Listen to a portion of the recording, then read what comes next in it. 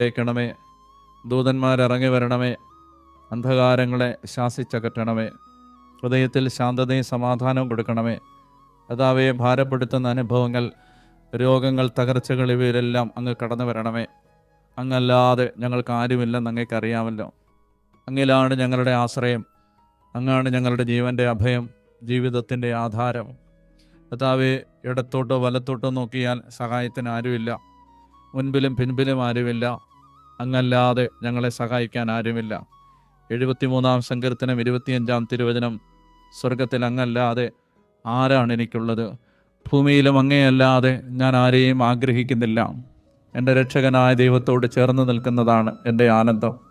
അങ്ങയുടെ സന്നിധിയിൽ ആനന്ദത്തിൻ്റെ പൂർണ്ണതയുണ്ട്. അങ്ങയുടെ വലത് കൈയിൽ ശാശ്വതമായ സന്തോഷമുണ്ട്. ധാന്യവും വീഞ്ഞു വർദ്ധിച്ച കാലത്ത് അവർക്കുണ്ടായതിലേറെ ആനന്ദം അങ്ങൻ്റെ ഹൃദയത്തിൽ നിക്ഷേപിച്ചു.